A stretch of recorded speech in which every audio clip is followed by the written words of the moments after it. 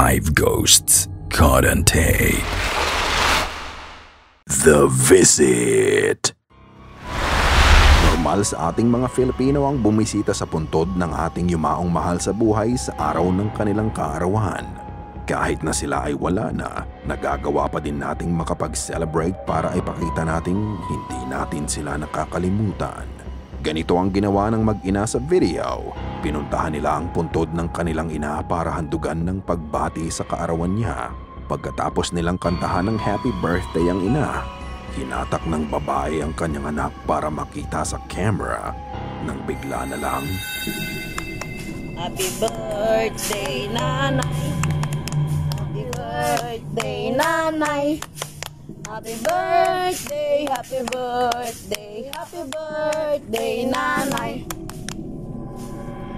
Birthday, nanay! Birthday, nanay! Diyan nanay binay, namasyal ka nimo. Happy birthday! Happy birthday, nanay! bigla na lang lumitaw sa video ang imahe ng itim na bata na parang anino. Ito ay nanggaling sa kaliwang bahagi ng video at bigla itong naglaho. Ang anino ay tumatakbo pero wala kang madidinig na yapak nito. Ang sabi pa ng nag-post, walang daanan o kalsada sa gawin ng sementeryo na yon at puro matataas na damo lang kaya mas nakakapagtaka na bigla na lang may batang tumatakbo doon. Kung ang shadow figure na to ay nagpapakita sa kanila, meron kaya itong mensaheng gustong iparating sa kanila? Ikaw na ang bahalang humusga. The Hatman. Hindi maganda ang pakiramdam ng uploader ng video sa bahay niya nung gabi na yon. Pakiramdam niya may nagmamasid sa kanya o may pakiramdam siya na merong hindi magandang mangyayari. Hindi niya maipaliwanag ang nararamdaman niya. Anaisi siya at hindi mapalagay kaya inilabas niya ang kanyang camera para mag-record.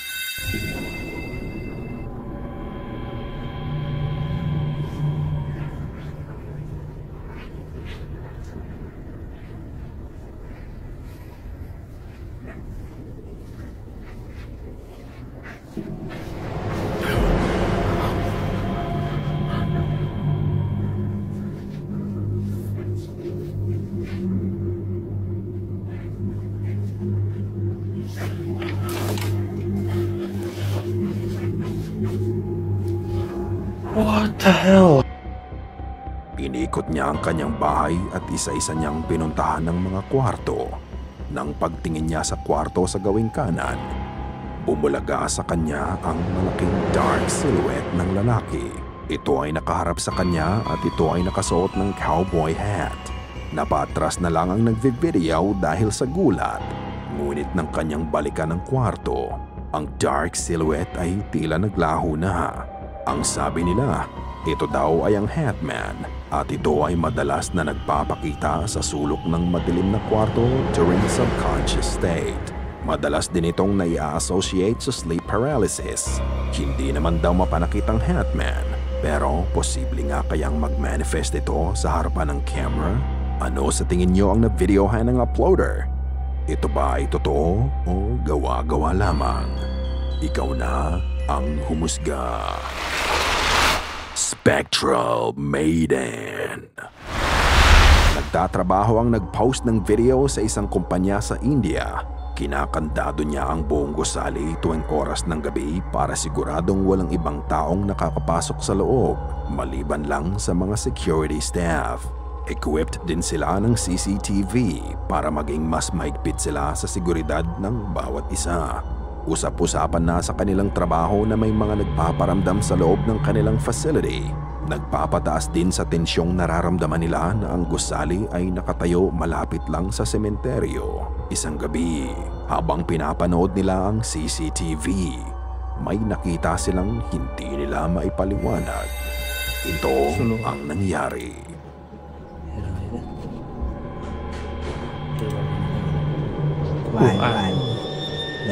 छाया मात्र छ कि यस्तो मान्छे कहाँ हुन्छ? किन बस्यो है? स्लो गरेँ है मैले फेरि धेरै स्लो हुन्छ भनेर छोडिदिनुहोस् इन्डिटो मात्रै गरेँ गम्बुट लाछ है कपाल झिङ्गे रहेछ ओ ओ यो मान्छे कपाल उड्यो छाया जस्तो छ हैन गम्बुटबाट माथि क्लियर देखिँदैन नि केही पनि कपाल उड्दै गएको छ फेरि यो गर्दा कपाल उडेको जस्तो हुन्छ क्या अब त्यो क्लियर गर्दा अरू केटाहरू आउँछ सर्लकै देख्छ फेरि Makikita ang paglabas sa kanang bahagi ng video ang isang babae. Sarado ang mga gate at mataas ang bakod sa gusali. Kaya imposibleng may makapasok na ibang tao dito. Ang figura ng babae ay ilang sandaling nakatayo sa gilid hanggang ito ay maglakad pakaliwa. Hindi alam ng mga security staff kung paano ito nakapasok. Bukod doon, kung titignan mo ang katawan ng babae, ito ay may pagka-translucent. Dahan-dahan ito sa paglalakad at bahagyang nagbi-blend ang katawan ng mysterious figure sa paligid niya. Naniniwala ang nag-post ng video pati na ang kasamahan niya na ang nakuha nilang translucent lady ay kaluluwa ng isang babaeng gumargala mula sa sementeryo. Bukod sa video na to nung gabing yun, wala nang ibang nakuhanan ang CCTV nila na may kinalaman sa paranormal. Ano sa tingin nyo mga ka-goosebumps? Kayo na ang bahalang humusga. Mga ka-goosebumps, may maliit na request ako sa inyo. Please help my clothing brand Verb Cypher grow sa social media. Please follow us here. I need your support more than ever. I'm hoping na mapalaki natin ang clothing brand ko na someday isa ito sa mga kilalang brand sa buong Pilipinas. I really appreciate your help. Thank you mga ka-goosebumps. Saka huwag niyong kalimutan na gamitin ang coupon na Goosebumps50 para sa discount sa ating Goosebumps community. Spirit's Caress. Nagsama-sama ang ilang paranormal enthusiast from Midwest at pinuntahan nila ang The Old Glen Beulah Schoolhouse sa Wisconsin. Ang paaralan ay nagsimulang mag-operate noong 1916 at tuluyang nagsara noong 1995. 30 taon na itong abandonado at hindi maikakaila na dahil sa tagal ng panahon na walang pumupunta dito. Naging paranormal hotspot na din ang eskwelahan. Bago simulan ng grupo ang pag-iimbestiga, nag-ikot muna sila sa buong eskwelahan. This is one that they have found turned around. Get a ton in here besides there was a moment where our electronics kind of got messed with. Cat balls went off and then Pinuntahan nila ang iba't ibang bahagi ng paaralan at nagsagawa sila ng iba't ibang pamamaraan para makapag-communicate sa mga kaluluwang naninirahan sa gusali. Nang puntahan nila ang gymnasium, nagsagawa si Ray ng spirit box session. Habang siya ay nagtatanong at matyagang naghihintay ng sagot from the spirit box, ito ang nangyari.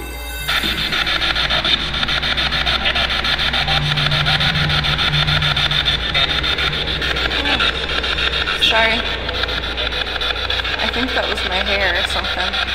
Tignan mabuti ang buhok niya. Ito ay kusa na lang gumalaw ng mag-isa. Weird ang paggalaw ng buhok niya dahil ito lang ang parte sa buhok niya ang gumalaw. Unusual ang pag-curl up nito at dumikit sa baba niya. Walang draft sa gymnasium at ayon sa kanila, humid ang lugar kaya imposibleng static kang nagpagalaw sa buhok ni Ray. But even if it's static, I don't think na ganyan ka-purposeful ang paggalaw ng buhok niya. Matapos nito ay nag-ikot pa sila sa loob ng gusali ngunit wala na silang kakaibang nakuha. Naniniwala ba kayo na multo ang nagpagalaw sa buhok ni Ray? Ikaw na ang magpasya. Ghostly Grip. Ang video na inyong mapapanood ay nanggaling sa TikTok ni Delaney B. Dito niya pinapost ang mga life events nilang pamilya katulad ng kanilang bakasyon, holiday celebration at iba pang memories nila na magkakasama. Walang kakaiba sa mga videos niya bukod sa iisang video. Ito ay nag-iisang video na may kinalaman sa paranormal. Noong 2023, biniyayaan sila ng panibagong miyembro sa pamilya. Nag-iwan siya ng baby monitor sa kwarto ng kanyang baby para kung magising ang sanggol ay maririnig agad nila. Isang gabi, habang mahimbing na natutulog ang kanyang anak, Naisipan niyang i-check ang baby monitor. Nagulat na lang siya sa nakita niya.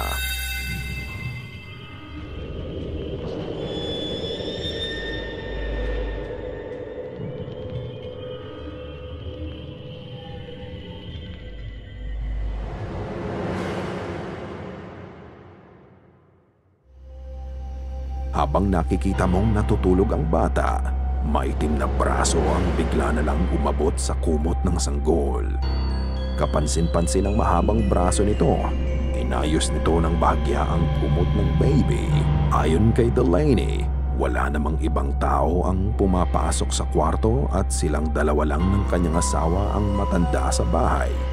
Kaya hindi nila alam kung kaninong braso ang nakuhaan nila sa video. Wala naman daw silang nararamdaman na kahit anong malicious intent sa nagpakita sa video, pero hindi pa rin mawawala ang pag-aalala nila sa sanggol. Hindi na sila nag-post ng update o kahit ano pa about paranormal after that. Is it a motherly ghost tending to the newborn or is it something else? Let me know what you think sa comment section below. Salamat sa panunood at kita-kita ulit tayo sa susunod pang mga videos. Paano? See ya! Sana ay kinilabutan ka sa mga video na aming itinampok ngayong gabi. Kung may nais kang ibahagi ay bukas ang aming email na goosebumpstopstories@gmail.com at Facebook page. Check out our TikTok page na din at Goosebumps Top 5. At kung hindi ka pa nakasubscribe at nakalike sa channel at video na ito, gawin mo na. Kung nais mong walang nilalang na bumisita sa'yo mamayang gabi.